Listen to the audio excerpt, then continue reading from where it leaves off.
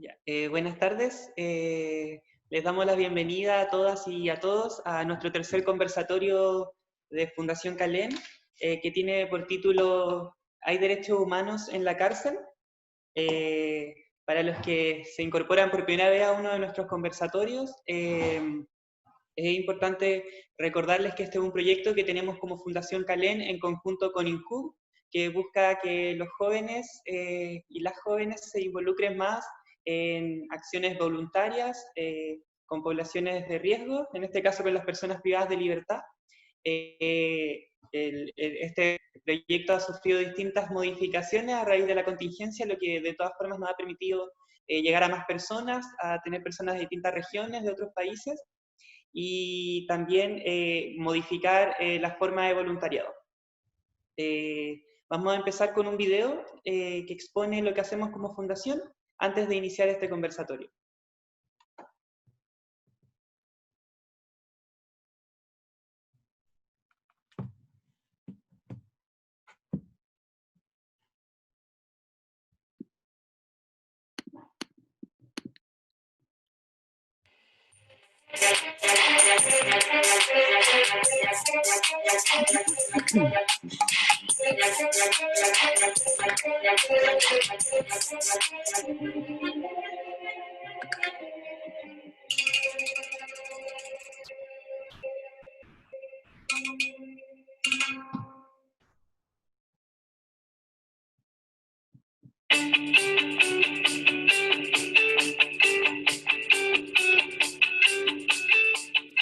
Hacemos un programa de desarrollo de habilidades con capacitación laboral. Este consiste en talleres diarios dentro de la cárcel y acompañamiento individual para ellos y sus familias. Cuando terminan su condena, los acompañamos desde el día de su salida hasta que encuentran un trabajo. Nuestra meta es que ellos tengan la oportunidad de construir su propio proyecto de vida por la vía lícita. Cómodo con el programa, me lograron dar harta herramientas para el futuro y ahora yo estaba privado de libertad. Gracias al programa recuperé mi libertad igual, porque era lo importante. Esta fundación fue y es una buena opción para los privados de libertad igual, que ayudan a la gente. ¿Qué mensaje le daría a otras personas que en el futuro participen en algún programa de Calem? Que participen con ánimo, que crean, porque esto es verdad, yo lo viví y me ayudaron de verdad.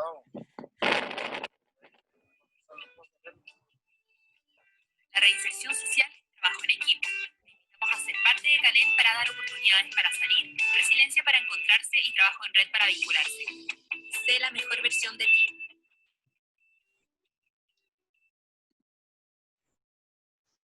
Bueno, después de este video que muestra lo que hacemos como fundación, con el objetivo de promover la reinserción social de las personas privadas de libertad y sus familias, les queremos dar algunos consejos prácticos antes de que empiece la exposición de hoy. Primero, siempre mantengan sus micrófonos apagados. También para nosotros es ideal que tengan sus cámaras encendidas por una cuestión de medio verificador. Si se llegasen a salir del Zoom, pueden ingresar en el mismo link, está sin sala de espera, y quienes tengan preguntas, después de la exposición, viene el espacio de las preguntas y lo vamos haciendo como en conversatorios anteriores por medio del chat. Alguien puede escribir, tengo una pregunta, y vamos a ir dando la palabra de uno en uno. Bueno, y esos son los datos. Con esto empezamos entonces. Hoy día nuestra invitada es Marcela Araya Novoa. Ella es abogada, jueza de garantía de Puerto Montt, es magíster de la Universidad Austral de Chile en Derecho Procesal Penal y Derecho Penal, y también tiene un doctorado en Derecho en la Universidad de Girona. Y hoy nos trae información respecto del enfoque de derechos humanos y cómo se vivencia este en la cárcel. Así que agradecemos mucho a Marcela por estar con nosotros y ahora este espacio es tuyo. Sí, hola a todos y todas, gracias por la invitación. Quisiera partir felicitando a a José, Javiera, Evelyn, Macarena, que son el corazón, el motor de la Fundación Calem, y creo que son todos porque es el equipo completo. Lo que sí acá pasaron de contrabando, porque me dijeron que el auditorio eran jóvenes entre 15 y 29 años, y veo unos colegas que están como fuera de ese grupo etario.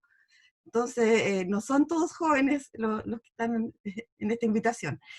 Bueno, También quiero decirles que me gustó mucho el formato. Yo vi el video de un conversatorio anterior bastante extendido, relajado, dinámico, así es que, bueno, esto básicamente es una conversación, y voy a sí compartir pantalla porque algo traje.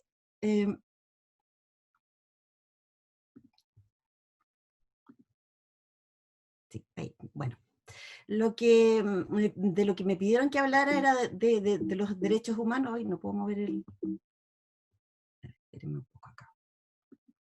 Sí, de los derechos humanos, y más allá de lo obvio, todos tenemos algún acercamiento a lo que son los derechos humanos, y estos uno puede decir que son consecuencias de la dignidad de las personas, que todos poseen derechos humanos por el solo hecho de ser personas, eso inherente a la condición de ser humano, y que alude o apela a la universalidad, que lo poseen todas las personas, independiente de su etnia, color, religión, orientación sexual, etc. Lo que yo quisiera relevar, sí, más allá de estas configuraciones obvias, es que los derechos humanos constituyen un límite al poder. Tienen como misión preservar una esfera de libertad que nos protege frente a este inmenso poder del Estado. Estos derechos están recogidos en la Constitución, en las leyes nacionales y también en tratados internacionales. Y lo más relevante a los efectos de esta conversación es que constituyen un límite al poder. El poder estatal es, en el fondo, violencia o fuerza legitimada, y por lo tanto debe haber un límite al ejercicio de ese poder. Este poder del Estado se expresa en lo que nosotros, lo cotidiano, en nuestra interacción con, por ejemplo, la policía, con los jueces, con el Ministerio Público, con los órganos de la administración del Estado. Bueno, eso como introducción. Yo hice un listado, una nómina de derechos humanos, no hay una prelación, no están categorizados por importancia, sino que se me ocurrió ponerlo en ese orden. El primero, el derecho a la vida, a la integridad física y psíquica. Y yo traje acá esta lámina, que puede parecer obvia: la pena de muerte viola el derecho a la vida, es obvio. Sin embargo, tiene una manifestación en los tratados internacionales que proscriben la pena de muerte. Y los estados que, por ejemplo, han derogado la pena de muerte, no pueden volver a restablecerla porque está impedido por estos tratados que nos rigen actualmente. La Convención Americana, en el artículo 3º, establece que no se pueden volver no hay vuelta atrás cuando se ha abolido la pena de muerte. Es el derecho a la vida uno de los derechos más importantes, y desde una dimensión puede ser entendido como el derecho a no ser privado de la vida, a que no nos maten, porque obviamente nosotros tenemos derecho a disponer de nuestras vidas, eso es una arista reconocida. El derecho a la vida y a la integridad física y psíquica implica que existe la prohibición de tortura, y que todo individuo es merecedor de respeto y nadie puede interferir con él ni con sus decisiones. Todo individuo es dueño de sí mismo. Y el Estado, por una parte, no puede realizar ninguna acción que vulnere estos derechos: la vida, la integridad física, la integridad moral o la integridad psíquica. Y por otra parte, tiene que impedir que otras personas vulneren estos derechos. La integridad psíquica moral está ineludiblemente unida a la idea de dignidad de la persona humana. Y estos derechos, los derechos humanos tienen la característica que son interrelacionados, se imbrican unos con otros. Entonces, muchos orbitan sobre la idea de dignidad humana. Yo traje acá una conceptualización, todos tenemos conceptos de qué es la dignidad, pero digamos, para poner una definición. Es el derecho, la dignidad humana es el derecho que tiene cada uno de ser valorado como sujeto individual y social, en igualdad de circunstancias y con características y condiciones particulares por el solo hecho de ser persona. Y puse aquí un ejemplo, porque, bien, con amarilla, porque si no se me va a olvidar. Aféctanos, por ejemplo, la dignidad de las personas que en las cárceles, como ocurre con la cárcel de nuestra ciudad, en Alto Bonito, en los patios, donde se produce el desencierro, porque encierro y desencierro, el periodo de tiempo que permanecen los internos en los patios, hay baños, pero los baños no están cerrados, los baños es un hoyo y paredes laterales, y por problemas de seguridad no tienen puertas, no tienen cortinas, no tienen nada. Entonces, yo me imagino que más de alguno no pudo aguantar hasta volver al encierro y más de alguno tiene que hacer sus necesidades allí. Y como algo anecdótico, yo una vez estaba en un curso de Derecho Internacional de los Derechos Humanos y le contamos esto a una profesora que quedó impactada y no podía creerlo. O sea, yo entiendo, hay requerimientos de seguridad, Gendarmería tiene que mantener el control, la seguridad, pero esto es claramente atentatorio contra la dignidad de las personas. Bueno, existe una prohibición total y absoluta de torturar, de infligir deliberadamente cualquier trato inhumano o degradante a personas privadas de libertad. El Estado y Gendarmería en particular deben asegurar la manera y los métodos para que la privación de libertad afecte o produzca la afectación connatural que produce el encierro, la angustia, sufrimiento, pero solo eso, y debe arbitrar los medios para asegurar el bienestar de las personas. En el caso de los adolescentes, el artículo 37 de la Convención de los Derechos del Niño ordena que los niños no sean sometidos a torturas ni a tratos o penas crueles, inhumanos o degradantes. Hay un enfoque especial en la Convención de los Derechos del Niño, porque este derecho, esta garantía, debe ser respetada considerando las particularidades que tienen las personas menores de edad. Y además, el Estado debe asegurar que en los recintos donde se materializa la privación de la libertad de los menores existan estándares mínimos en las instalaciones que sean acordes con estas particularidades de los menores de edad. Bueno, el Estado, como dije, está dotado de un poder inmenso, así como Hulk, y puede hacer uso del poder siempre dentro de ciertos márgenes, y por eso los derechos humanos constituyen límites al poder del Estado.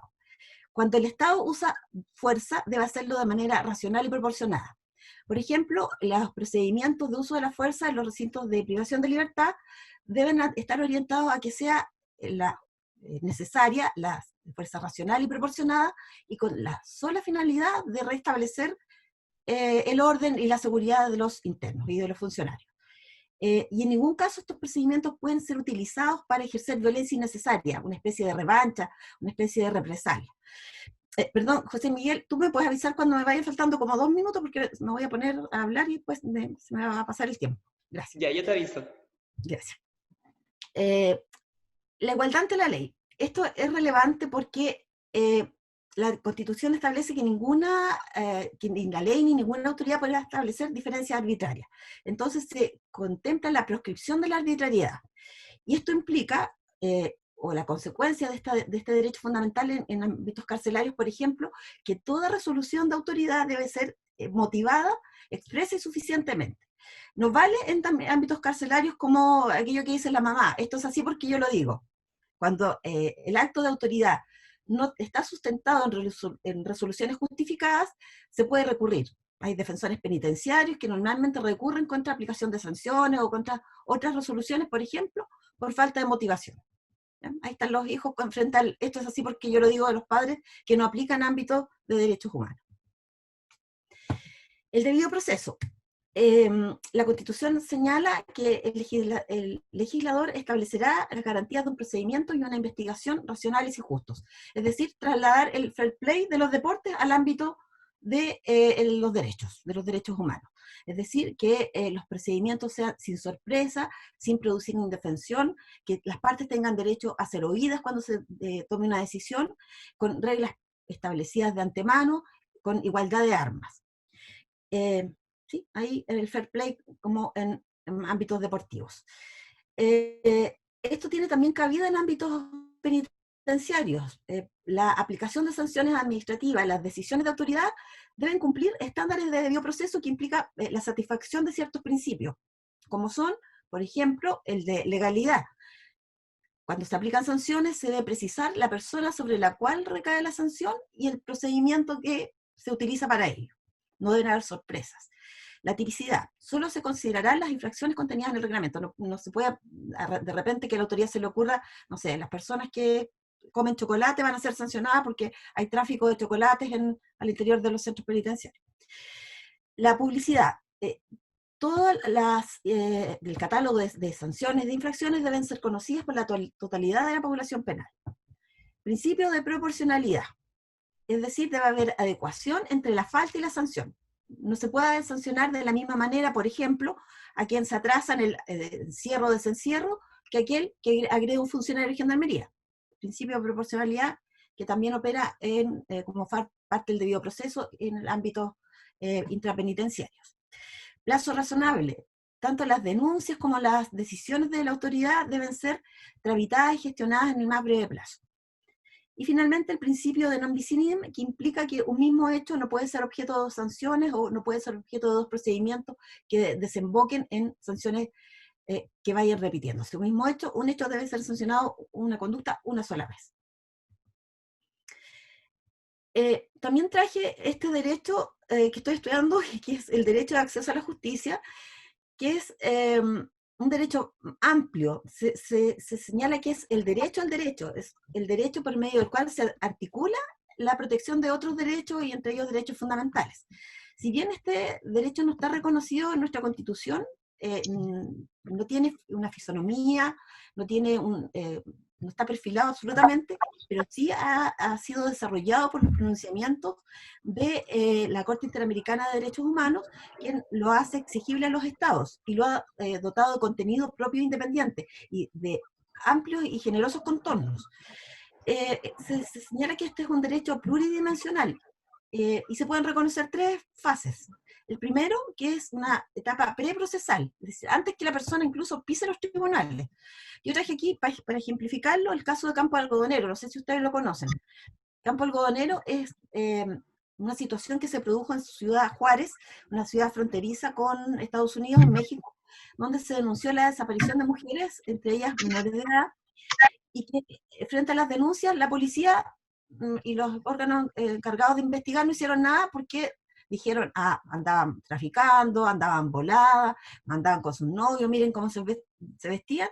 Produjo inacción en los órganos encargados de buscarlas, de darles protección, y fueron encontradas tiempo después en un campo algodonero cercano a Ciudad Juárez, muertas con signos de abuso sexual, de mutilación. Bueno, implicó la sanción al Estado mexicano, y acá claramente hay un déficit de acceso a la justicia. Las personas, obviamente personas de escasos recursos, vulnerables, cuyos familiares no fueron escuchados por estos estereotipos, estos sesgos.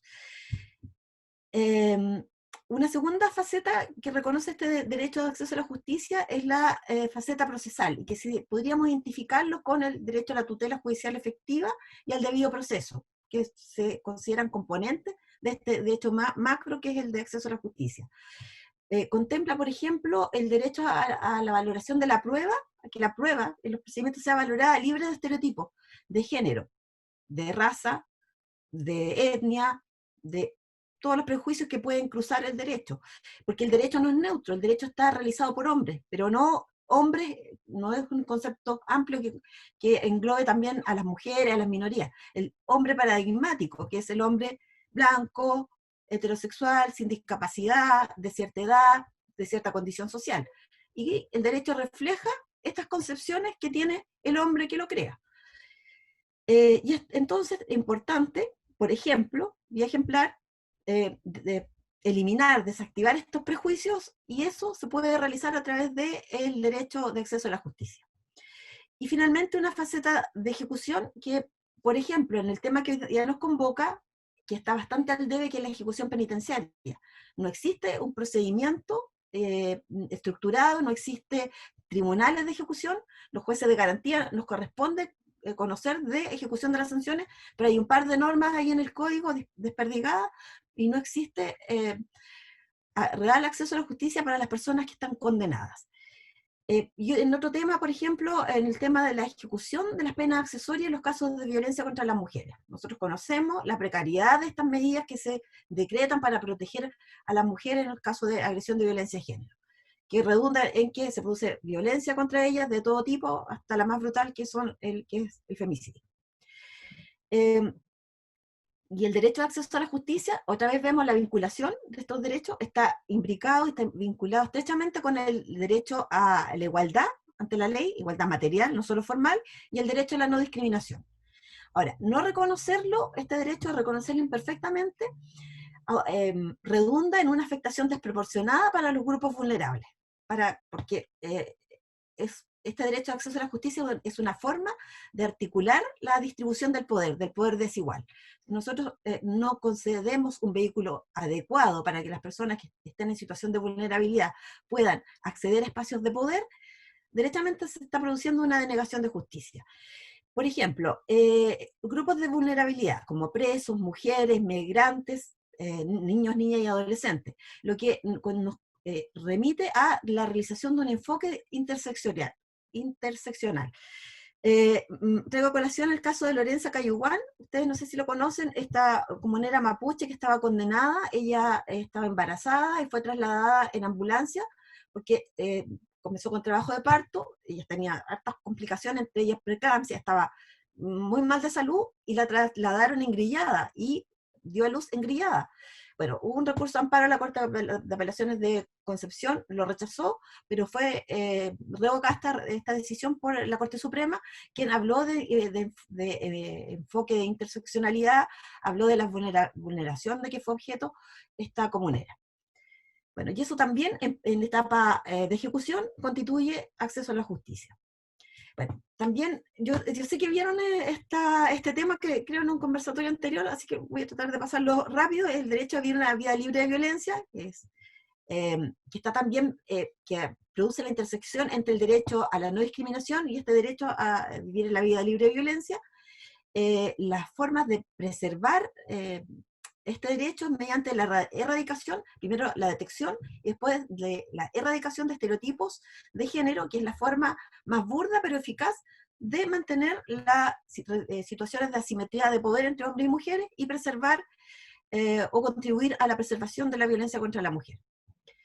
Bueno, aquí la violencia, porque no solo existe una forma de violencia, sino múltiples formas, entre ellas la violencia carcelaria. Y quiero relevar dos aspectos de esto. En primer término, la forma en que las mujeres cuando van a ver a sus familiares son revisadas. Se hace una revisión ginecológica de las mujeres genitales para ver si tienen drogas, medicamentos, celulares. Yo la otra vez escuché una entrevista de una madre de un condenado que decía que si ella no quisiera tanto, no amara tanto a su hijo, no pasaría por esto, y él lo decía llorando. Entonces, y uno piensa, estamos en el siglo XXI, ¿no habrá alguna forma más civilizada que no implique vulnerar nuevamente la garantía de la dignidad de las personas para revisar a las mujeres que ingresan a las cárceles? Y otra arista que se vincula con la violencia carcelaria es la ética del cuidado, la lógica del cuidado. La privación de libertad afecta en mucha mayor medida a las mujeres, porque normalmente, por estos roles férreos que se consagran entre hombres y mujeres, son quienes tenemos el cuidado de niños pequeños, de adultos mayores, de personas con discapacidad. Entonces, los efectos de la prisionización amplifican estos roles y las consecuencias nocivas que se producen con la pérdida de la libertad. Bueno, también traje derechos, a mí me llaman la atención estos derechos o garantías de orden procesal, el derecho a contar con un abogado, que no sea como Saul Goodman, por favor, no abogados de este tipo. En general los abogados, y yo vi algunos acá, no porque estén ellos, los abogados de la Defensoría Penal Pública son buenos, son los mejores, tienen mucha experiencia en el cuerpo, así como los médicos de urgencia, si se podría hacer un símil con ellos, son bastante recomendables. Pero cuando las partes de los imputados deciden contratar abogados particulares, la Defensoría no opera. No es que la parte pueda tener un abogado particular y un abogado de la Defensoría Penal. O sea, tiene que decidirse por uno u otro. Bueno, y es relevante contar con defensa técnica que articula la defensa material, o sea, la teoría del caso de la parte del imputado tiene que ser encausada porque el procedimiento es ritual, hay plazo, hay forma de hacer las alegaciones, entonces es necesario contar con un abogado, y existe consagrado como un derecho irrenunciable a contar con un abogado, y en el caso de que la persona no lo tenga, este será proporcionado por el Estado. El derecho a guardar silencio, también a mí me hace ruido este derecho, a guardar silencio, porque las personas que están imputadas de delito tienen compulsión por hablar, y los abogados hacen esfuerzos mayúsculos para hacerlos callar. Y si bien, claro, para que el declarar produzca efectos, prueba de cargo en contra de la persona, tiene que cumplirse ciertas formalidades, pero a veces, con esto que dicen, le dan luces a la fiscalía, a veces no se han percatado ciertas cosas, y el imputado, cuando larga todo lo que quiere decir, proporciona como elementos heurísticos para que la Fiscalía vaya orientando sus investigaciones. Cuesta que muchas veces que guarden silencio, pero es un derecho fundamental y está directamente relacionado con el derecho a contar con un abogado, a contar con asistencia técnica. Se establece que la opción de guardar silencio no puede traer ninguna consecuencia adversa para la persona, es decir, no se aplica el que cae otorga, no se puede sacar ninguna consecuencia incriminatoria de guardar silencio. Pero habiendo hecho la advertencia, y si la persona decide prestar declaración, lo que ella dice y que le perjudica puede ser usada como prueba de cargo. Marcela, disculpa. ¿Sí? Ahora nos quedan 4 minutos. Ya, a ver, voy a elegir entonces algún otro derecho. Sí, el derecho a la libertad personal y a la seguridad individual. Una de cuyas manifestaciones es el de trasladarse de un lugar a otro libremente, el entrar o salir del territorio nacional, permanecer o salir del territorio de la República. Y esto está vinculado estrechamente con la prisión preventiva, que afecta claramente el derecho a desplazamiento, el derecho al libre tránsito. Y es por eso que es necesario hacer efectivo esto de que la prisión preventiva es el último recurso, la última ratio, porque existe un uso indiscriminado de la prisión preventiva, existe una cierta automatización. Delito grave, antecedentes penales pretéritos, igual prisión preventiva, sin ninguna otra consideración. ¿Para qué decir si en las cortes se toman el tiempo de dilucidar si existe acreditación de los hechos que son el sustento de la prisión preventiva? Solamente se examina en sede de peligrosidad o inexistencia de posibles penas sustitutivas. De manera que esto debemos tomarnos en serio los riesgos procesales y hacer este doble análisis de retrospectivo si efectivamente los hechos ocurrieron y prospectivo si efectivamente existe riesgo procesal. Quiero terminar con las formas de cautelar los derechos fundamentales. Está el recurso de protección, que puede ser interpuesto en la Corte de Apelaciones por las personas sin patrocinio de abogado, incluso telefónicamente, de tramitación breve, y protege un catálogo de derechos, no están todos, pero hay bastantes derechos que están protegidos por esta vía. El amparo constitucional, también misma forma de interponerse desformalizadamente, que cautela la libertad personal, la seguridad individual. El amparo ante el juez de garantía, que consiste en que la persona que esté privada de libertad puede solicitar que el juez de garantía revise la legalidad de su detención y en todo caso las condiciones en que ésta se está materializando, el juez de garantía incluso se puede apersonar en el lugar de la detención. Por ejemplo, cuando ha transcurrido 30 horas y en circunstancias que el plazo máximo de detención es de 24 horas. Bueno, no me quiero extender más, con esto quiero referir de que efectivamente la privación de libertad no implica la privación de aquellos otros derechos que no sean consustanciales al cumplimiento de las penas corporales o a las penas, o a las medidas que implican la privación de libertad. Toda la otra gama de derechos deben ser preservados, deben ser reconocidos y existen los mecanismos para reclamar de la vulneración o amenaza en estos derechos. Eso es. Muchas gracias. Perfecto. Damos las gracias a Marcela por la exposición. Ahora empieza el momento de las preguntas. Se acaba de escribir en el chat. Si alguien tiene alguna pregunta, la idea es que escriba acá para que le podamos dar la palabra. Este es el espacio del conversatorio, entonces ahora queda este momento para ustedes. No sé si alguien tendrá alguna pregunta.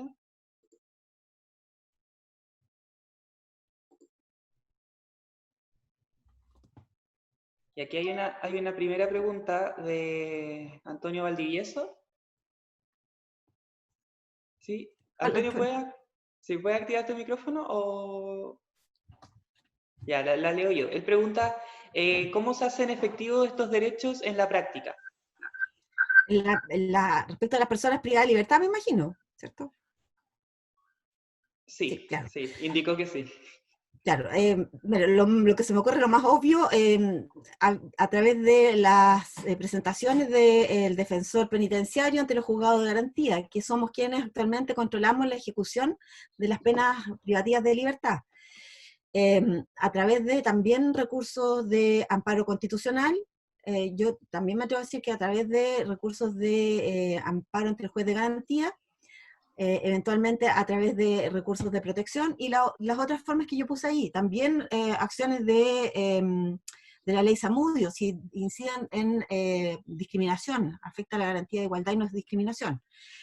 Existe una amplia gama de protección de los derechos fundamentales. Yo sé que esto a lo mejor puede sonar, o puede haber un divorcio entre la práctica, lo que está consagrado en estos instrumentos, y lo que está consagrado en los instrumentos y la práctica, porque las personas privadas de libertad están bastante olvidados, por así decirlo. Existe un defensor penitenciario para todo el universo de personas privadas de libertad, para los condenados. Los diputados tienen sus propios defensores, ya sea públicos o privados.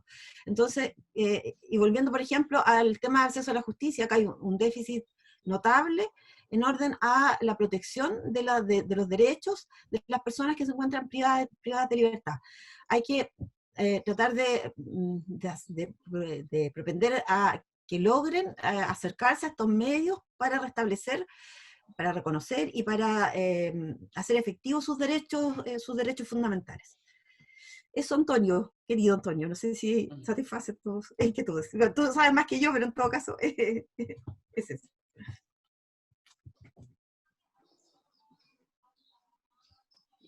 Sebastián Alvarado tiene, bueno, en realidad una felicitación por la exposición y, bueno, que él es un estudiante de Derecho, entonces muchas gracias por la buena exposición. Andrés, no sé si quieres activar tu micrófono para hacer la pregunta. No sé qué Andrés es.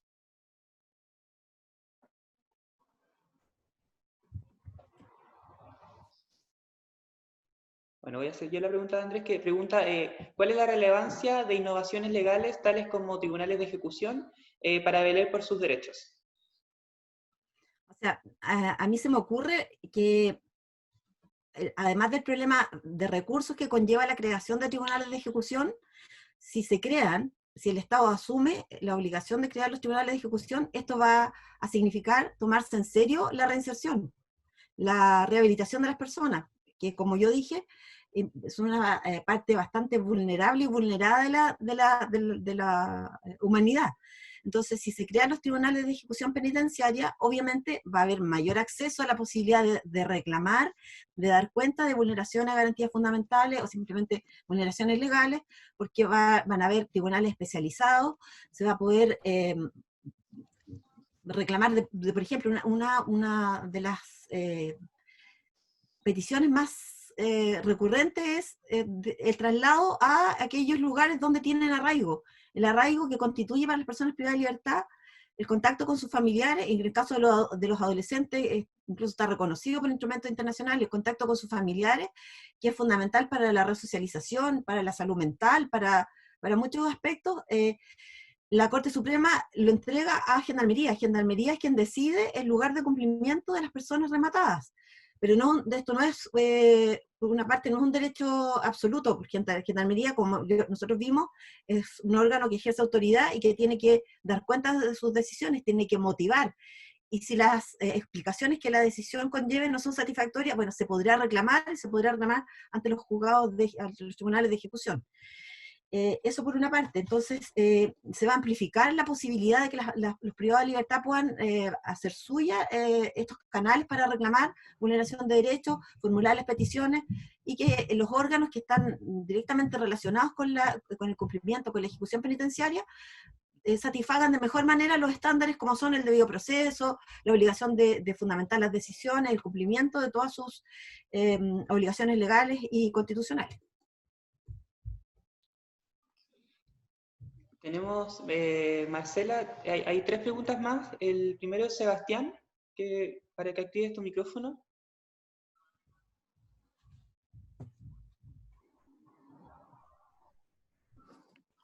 Soy Sebastián. Mi nombre es Sebastián Coihue. Bueno, yo quería hacer una consulta. Me estoy iniciando en esto de Fundación Calén. Esta es mi segunda participación.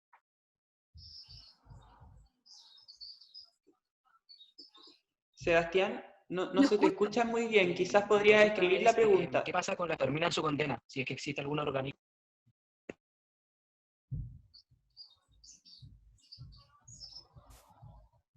Sí, Sebastián, yo creo que mejor escribe la pregunta porque no se escucha, se te corta.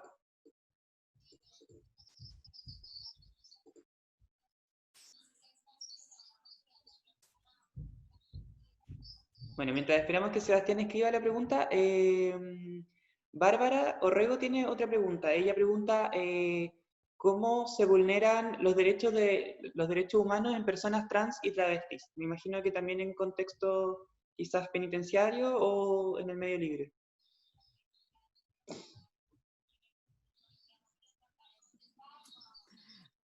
A ver, José, a mí parece que se me cortó el audio porque escuché, Ah, alcancé a ya. escuchar cómo se ¿Ya? vulneran los derechos de las personas trans y ahí se me cortó el audio.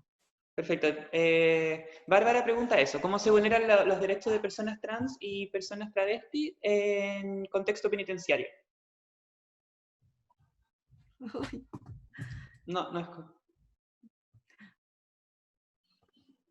A ver. Marcela, ¿escuchas?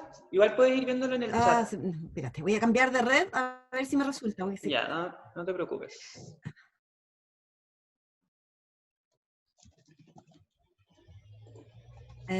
¿José? ¿Sí? Ya, mira. Te pregunta Bárbara. Sí. Sí, Bárbara te pregunta cómo se vulneran los derechos de personas trans y travestis en contexto penitenciario. Bueno, como se vulneran los derechos también en contextos fuera de los ámbitos carcelarios, también existe discriminación, o puede existir potencialmente, porque yo no puedo hablar de absolutos, puede existir discriminación, ya sea de parte de otros internos, o lo que es más grave, de parte de las personas encargadas de la custodia, que son de los gendarmes.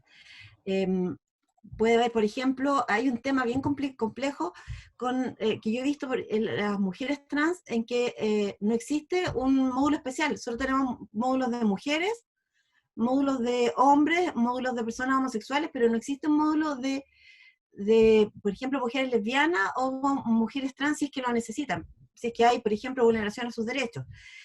Yo creo que acá no hay mayor particularidad en la forma en que pueden ser vulnerados, a lo mejor hay particularidad en la forma en que pueden ser preservados los derechos. Volvemos nuevamente al tema de ejecución penitenciaria, para que si efectivamente son vulnerados por el Estado a través de sus agentes, a través de Gendarmería, se pueda subsanar adoptando las medidas pertinentes, abriendo sumario, realizando las sanciones. Si la vulneración se produce por pares, por otros internos, tendría que haber módulos especiales y esto ya traspasa algo tolerable o algo que no llegue a afectar a la integridad física, psíquica, la dignidad. Tendría que las personas ser trasladadas a algún módulo donde puedan ser preservados estos derechos y estas garantías. Bueno, hay más preguntas, pero alguien hizo una pregunta relacionada, que es Francisca, como para no cambiar de tema.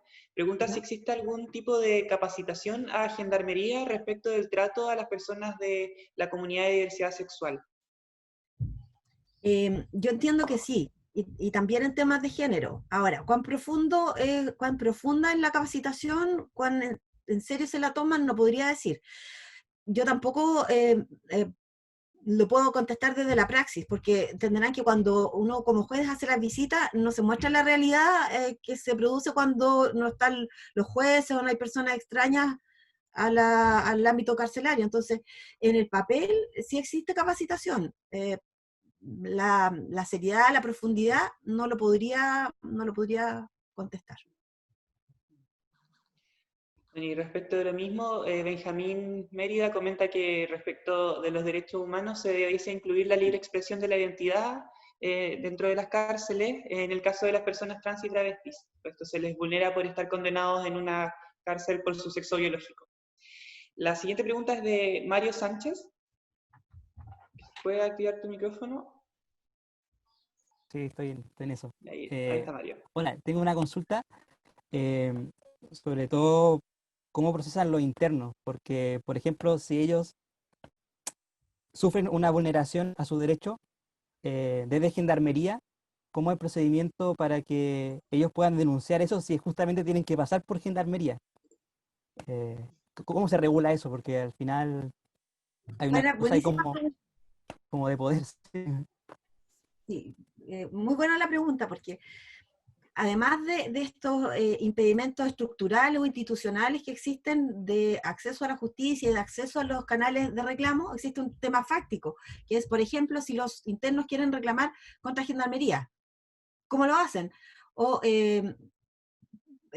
ver, para que ustedes sepan, tratándose de personas imputadas, todos los sábados va un juez de garantía, bueno, ahora de forma virtual.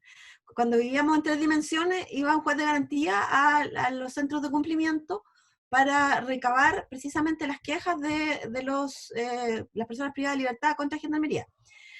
Algunos dicen, yo quiero hablar con el juez privadamente, y los jueces en general lo hacemos, porque se toman los resguardos de seguridad y todo. Pero hay otros que plantean sus reclamos en presencia de Gendarmería. Entonces, es complejo porque hay que como saber reconocer cuándo se quiere realizar una queja, cuándo es necesario que no esté en Gendarmería, cómo articular ese reclamo, cómo obtener que los imputados los digan en confianza, que reclamen de todo lo necesario. Hay algunos que están empoderados y lo dicen todos, pero hay otros que o están, por así decirlo, inhibidos por los propios internos, porque los reclamos pueden venir de comportamiento de pares, o por represalias que pueda tomar Gendarmería. Entonces, es importante, tratándose de los imputados, el contar con un defensor que esté en permanente contacto con los imputados para que recoja estos reclamos, estas cuestiones, y que los jueces de garantía también hagamos nuestra pega y sepamos recoger los reclamos. Ahora, nuevamente los olvidados son los condenados, porque tienen, insisto, un defensor penitenciario para todos ellos, y la Corte de Apelaciones hay una comisión que realiza visitas semestrales de cárcel, una vez en el primer semestre, una vez en el segundo semestre, y recoge las reclamos, las quejas, los cuestionamientos, pero de todos los internos. O sea, esto es prácticamente selectivo, porque son más de 1000. Entonces, claro, también volvemos a ese problema estructural o institucional.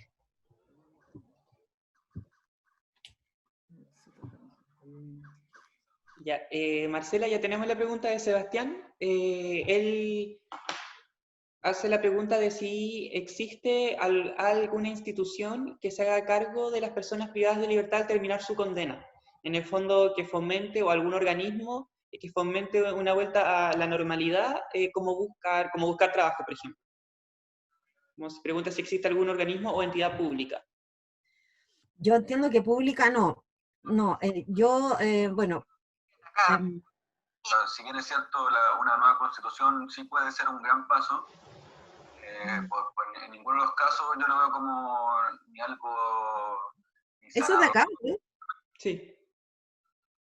No, ¿Es la pregunta? Menos cuando... No estoy seguro, sí. A ver, espérate. Que sea realmente participativo, no nace de las bases. Entonces eso hay que tenerlo claro. No, yo creo que... A ver, creo que Javi, no tiene que ver con nuestro tema. Sí, Javi, si puedes silenciar. Es que no estoy seguro si está hablando, aportando, o en volar se traspapeló. Y ahora sí, Marcela. En el fondo te preguntaban como por esta institucionalidad postpenitenciaria. Y yo hasta donde tengo entendido, ¿no? A lo mejor hay fundaciones sin fines de lucro, entidades privadas que tienen por misión, pero hasta donde yo tengo entendido se cumple la pena, ya sea de forma efectiva o pena mediante beneficio intrapenitenciario o pena sustitutiva, y hasta ahí llega el Estado. Bueno, y ojalá hubiera instituciones estatales de preferencia que puedan velar porque las personas realmente se resocialicen, se reintegren, pero ni siquiera tenemos la parte de ejecución penitenciaria, estamos al debe en eso, entonces es difícil. Yo creo que, bueno, todos conocemos el fenómeno contagio criminógeno que se produce en las cárceles, entonces mayor tiempo de privación de libertad, menores posibilidades existen de reinserción.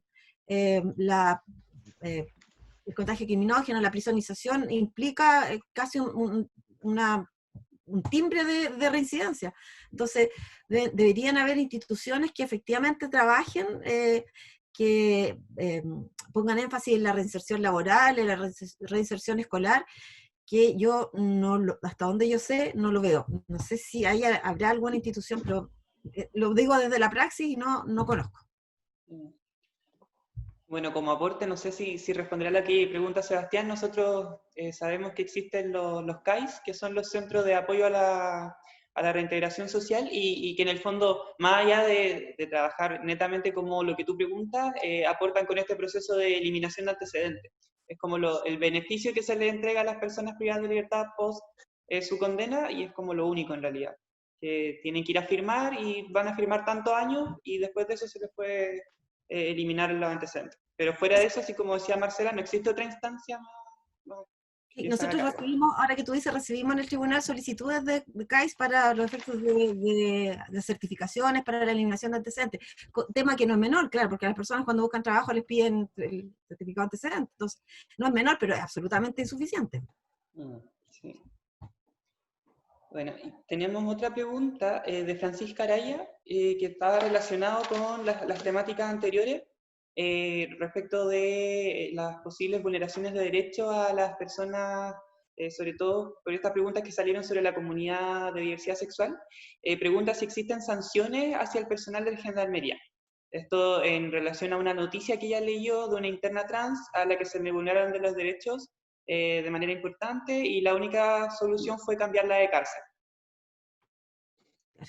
Claro, o sea, los gendarmes están sujetos a un sistema sancionatorio, a la realización de sumarios, a un proceso, a procedimientos en el caso de que haya faltas, que haya agresiones a los diputados, que haya actitudes que implican vulneración de derechos, porque yo entiendo que Gendarmería, dentro de sus políticas, como políticas públicas, está el reconocimiento de población de vulnerabilidad, las mujeres, la diversidad sexual, las personas trans.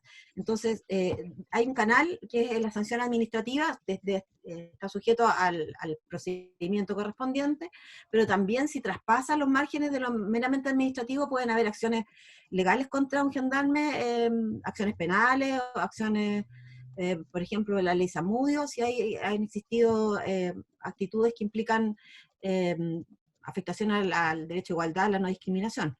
Entonces, claro, en el fondo trasladar a la persona, en el caso que comenta ella, sobre todo si esta persona tenía arraigo en la ciudad, si estaba bien, si pertenecía a esa comuna, en el fondo, para subsanar esta situación que fue víctima, se le revictimiza porque se le traslada a otro centro, si es que ello ocurrió así, por ejemplo. Perfecto. Y tenemos dos preguntas más antes de ir finalizando el conversatorio de hoy. La primera es de Stephanie Valdebenito, que pregunta en términos de desarrollo laboral intrapenitenciario, ¿quién se hace cargo de fiscalizar si se cumple o no que las personas privadas de libertad tengan capacitación o desarrollo en estas áreas, como en el área laboral? Y si tienen condiciones laborales adecuadas. La pregunta está enfocada a eso. A ver, yo puedo responder desde la perspectiva negativa. O sea, claramente los jueces de garantía, no, porque no hay, volviendo al tema, no hay tribunales de ejecución. Entonces, claro, tal vez por la vía de algún reclamo ante el juez de garantía, los tribunales podríamos hacernos cargo, pero es un tema de recursos, un tema de contrato con las concesionarias, un tema nuevamente de respuesta del Estado para que las personas que están privadas de libertad logren acceder a capacitación, logren acceder a condiciones laborales a fin de preparar un egreso que les permita reinsertarse adecuadamente. Pero desde la perspectiva jurisdiccional, que es donde yo estoy inserta, no, insisto, desde la práctica, nunca me ha llegado un reclamo en ese sentido, o sea, no. Y la última pregunta es de Isabel. ¿Sí? ¿La quieres para que conecte su audio?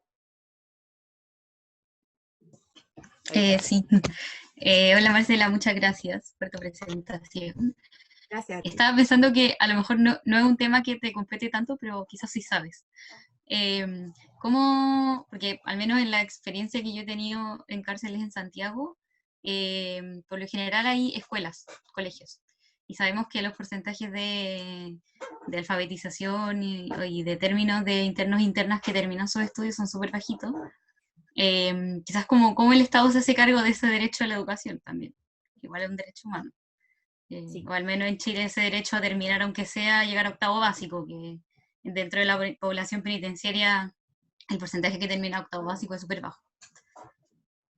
Sí, bueno, en el caso de los infractores de ley de responsabilidad penal adolescente, claramente eso es un foco central en las penas que contempla la ley de responsabilidad penal adolescente, que tienen objetivos distintos que el sistema sancionatorio de los adultos. Entonces, tiene por objeto la resocialización y la responsabilización de los adolescentes.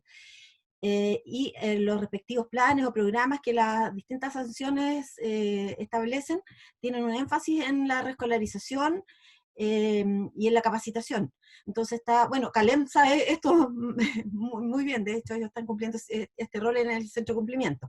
Entonces ahí está bastante más intenso y está estableciendo sus respectivos planes o programas. En el caso de los privados de libertad y de los condenados, efectivamente en la cárcel existe un liceo, existe un sistema de reescolarización, de reinserción escolar, y la forma de hacerlo efectivo es que a través el cumplimiento de estos requisitos puedan optar a beneficios intrapenitenciarios, a la libertad condicional, por ejemplo. Tienen que tener cierto nivel de educación, cumplir con estos requisitos.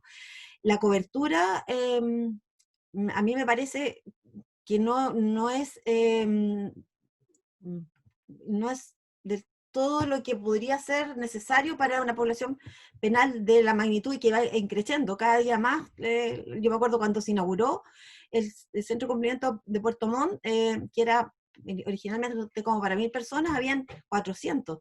Y ya ha entrado un año, 2 años, había el doble, el triple, y ahora creo que están como ahí al límite de la capacidad máxima. Entonces, existe este liceo, existen internos que incluso dan la PSU, este año, ¿cómo se llama? La prueba de transición, no sé cómo se llama. Pero me parece que de todas maneras resulta insuficiente y a veces es nominal, a veces solo como para cumplir lo que establece la ley. Perfecto, entonces esa ya era la última pregunta. Oisa, ¿querías ¿Decir decir algo, algo? José? Sí, que diga que No, activaste tu micrófono. Vamos, dale. un comentario de eso. Que sí, y eso también tampoco como que asegura los aprendizajes de la interna y los internos. Yo me acuerdo haber conocido varios casos de, no sé, que iban por esto mismo que tú dices, como de la conducta, como que van al colegio solo porque suma puntos. Incluso una vez una me confesó que ya había terminado cuarto medio, pero no sé cómo hizo, según, no sé si habrá sido verdad o mentira ya, pero según ella ya había terminado cuarto medio, pero igual había vuelto a ir al colegio estando dentro de la cárcel para poder sumar también como un postítulo. Claro, no sé, hacerlo de nuevo, ¿quién como ella?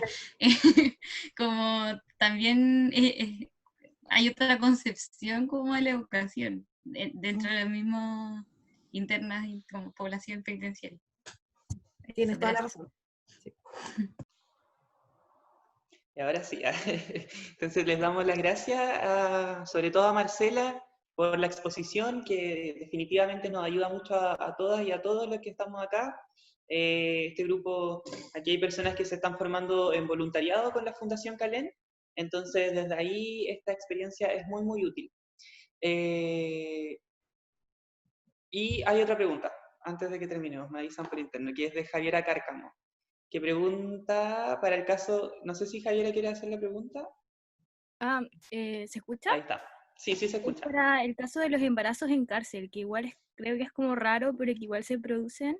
¿Cómo son los tratos médicos? ¿Cada cuánto, no sé, los médicos van a visitarlos? ¿Si tienen derecho a atención de matronas? ¿Cómo funciona en ese caso? Sí, en el Centro de Cumplimiento Penitenciario de Puerto Montt tienen un área de salud, un centro hospitalario que cumple con ciertos estándares, una cierta tipología, para casos de no mayor complejidad.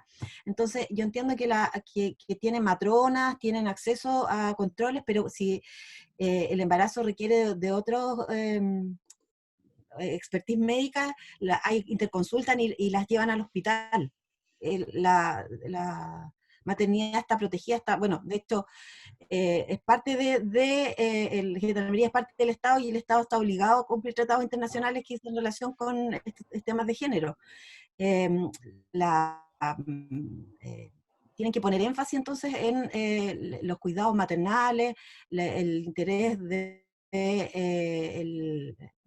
hijo que está por nacer, la protección, y esto implica que si requieren controles con médicos de especialidad, si el embarazo se complica, requieren otro especialista, aparte de los ginecólogos, hay interconsultas y los llevan.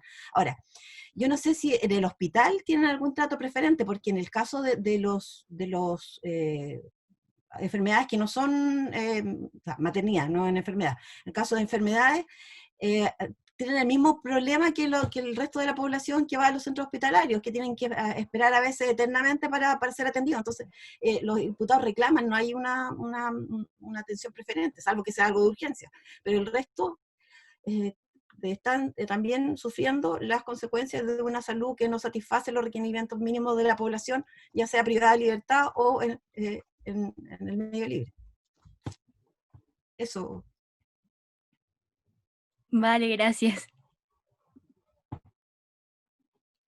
Bueno, y ahora sí es la última pregunta de Diego Infanta. No sé si está para que actives tu micrófono. Ahí Sí, está. muchas gracias y muchas gracias al equipo Calén y a la invitada que ha estado muy interesante la conversación. Preguntar un poco, cómo tomar la pregunta sobre educación. Para poder tener acceso a educación tiene que tener buena conducta, y para tener buena conducta tienen que tener acceso, o estar participando de los talleres o de los espacios educativos. Se convierte en un círculo vicioso que igual es difícil de salir, y me da la sensación de que no tiene muchas como alternativas finalmente de poder efectivamente acceder a un derecho a la educación que sea de calidad, que sea pertinente, que les permita también darle mayores oportunidades cuando salgan. Entonces, no sé si profundizar un poco en eso, o cómo lo ves tú también desde tu perspectiva. O sea, yo creo que el derecho a la educación es complejo fuera de ámbitos carcelarios, educación de calidad, porque la educación, ustedes saben que a veces solo es una etiqueta formal. Los 12 juegos de Jorge González, por ejemplo. Entonces, si nosotros trasladamos esas mismas precariedades a ámbitos carcelarios, a personas que son los eternos olvidados de la sociedad, personas que no pueden reclamar de sus derechos, obviamente que estamos al debe como sociedad, que Gendarmería hace lo mínimo para cumplir con sus requerimientos, y como decía la persona que hizo la pregunta anterior, tampoco hay reales incentivos para que, ahí está, Isabel, reales incentivos para que los privados de libertad quieran realmente capacitarse, y más allá de cumplir el requisito que los habilite para que con conducta, y que con conducta, educación y los otros requerimientos puedan optar a los beneficios intrapenitenciarios. Entonces, me da la idea que muchas veces pasa por los esfuerzos personales y la vocación de las personas que están realizando labor docente, y que tienen que, con los pocos recursos que el Estado les brinda, hacer milagros para obtener que las personas cumplan mínimo en estándares de docencia. Pero no existe satisfacción en los términos que tú dices, más allá de lo formal y los requerimientos que se establecen por los contratos con las concesionarias, por los reglamentos, etc. Perfecto. Ahora sí, antes de terminar, les vamos a pedir que activen sus cámaras para sacar la foto. Así que si pueden ir activando las cámaras. Y ahí la Javi o la Maca nos pueden avisar cuando sea el momento perfecto.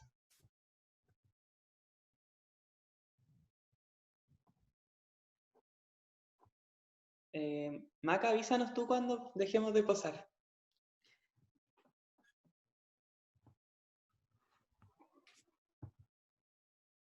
¿Ya sacaron la foto, Maca, Javi? Ya, perfecto, ya está la foto. Bueno, entonces, después de esta foto, es como el sello oficial del término. Agradecemos a Marcela nuevamente por su exposición. Como le decíamos a todos y a todas, para nosotros es fundamental capacitarnos en derechos humanos, entender que dentro de las cárceles muchas veces se vulneran estos derechos, y desde ahí agradecemos esta exposición. En el chat volvimos a mandar el link de inscripción para quienes no se hayan inscrito en el programa, también para que puedan invitar a personas, idealmente entre 15 y 29 años, a participar de este programa Jóvenes por la Reinserción. Tenemos 2 áreas de voluntariado online, una para incidir en la población del medio libre por medio de distintas campañas comunicacionales que buscan generar nuevas oportunidades a las personas privadas de libertad, y otra campaña otro grupo de campañas solidarias para entregar kits de higiene en las cárceles de la región de los lagos. Así que siguen estando todas y todos muy invitados a inscribirse, y también les hacemos la invitación para el siguiente conversatorio, que es el 24 de septiembre, que va a estar Antonio Valdivieso, él es juez, relator de la Corte de Apelaciones de Puerto Montt, y nos va a hablar sobre las penas sustitutivas en busca de una alternativa de justicia distinta que no sea la cárcel. Así que eso, les agradecemos a todas y a todos, y eso ha sido por hoy. Muchas gracias, Marcela, y nos Gracias a vemos ustedes. en el próximo conversatorio. Gracias, muchas gracias y los felicito nuevamente.